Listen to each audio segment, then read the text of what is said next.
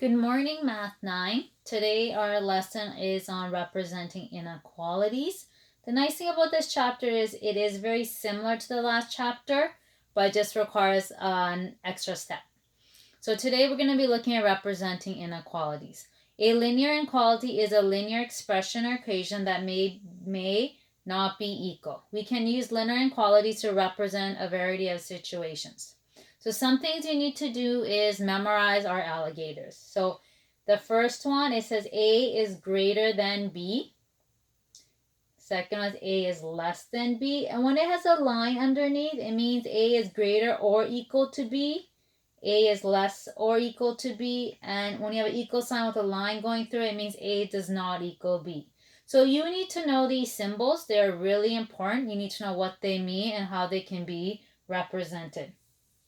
And in this lesson, we'll be looking at 3 ways to represent inequalities: verbally, graphically, and algebraically. We're going to learn how to go between all 3 forms. But before we do that, we need to know what a boundary point is. So our next definition is boundary point. So a boundary point separates the values less than from the values greater than a specified value. I'll get into a little bit more of what a boundary point is in example 1. Another thing you have to remember is when you have an open circle on a number line, because when you're representing inequalities graphically, if the value is not included, I use an open circle. If the value is included, then I used a closed circle. And I'm going to go over all these aspects in my first example. It says Lindsay works at a local store. If she works over 50 hours a week, she'll get paid overtime. Represent the inequality graphically. When I'm asking you to do it graphically, I'm asking you to do a number line.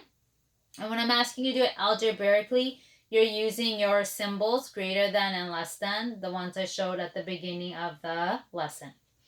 So here, the key main statement that it gives you that will help you determine, they're saying if she works over 50 hours, she'll get overtime. So I have to ask myself, so if I look at it graphically, when I do my number line, I'm not too picky on the number line. Your boundary point is 50. Everything is being referred towards this number. Okay, now my first step is, that's my boundary point. Then I have to decide, am I going to have an open circle or a closed circle? In order to figure this out, I read my statement. It says if she works over 50 hours. So can I work 50 hours and get overtime? No, I have to work over 50 hours. So I'd make this a hollow circle or an open circle. And then when I move to the right, my numbers are getting larger. So anything I work more than 50 hours, that will give me overtime. So this is representing your inequality graphically. Algebraically, we're talking about money, so we can say she'll get paid more. She'll get paid more. Sorry, I messed that up. I should have used T for time. If my time is greater than 50 hours, I'll get overtime. So again, I apologize. I should have used T for time because we're looking at time.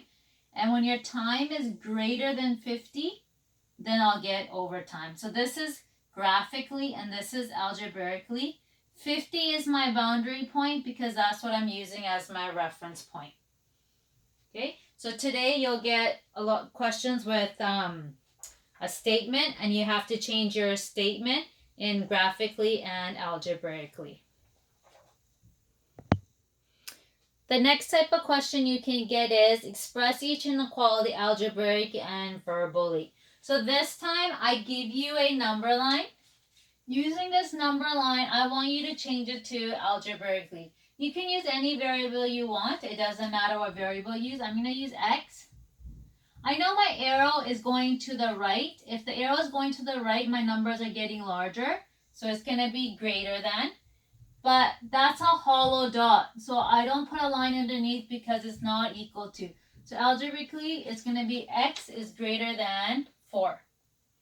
Verbally just means write it in words. So you'd write x is greater than 4. Okay, so if I look at B now, I have 5. I'm going to still use X. That's my boundary point. My arrow is going to the left, so I know my numbers are getting smaller, so it's going to be less than. My boundary point is 5.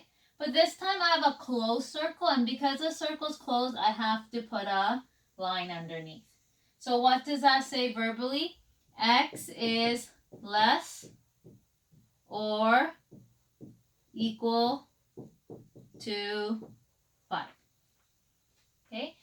So that's a second type of question you can have. The first one we did, they gave the statement to you verbally and they asked you to change it to graphically and algebraically. This time they give you a number line, so they're giving it to you graphically and they're asking you to change it into algebraically and verbally. Example 3 is asking you to express the inequality graphically. So they give it to you algebraically. They're saying x is greater than 3. When I do a number line, I just draw my line. I put in my boundary point as 3. It is greater. There's no line under, so it's going to be a open circle, and is greater. So if it's greater, it's moving to the right.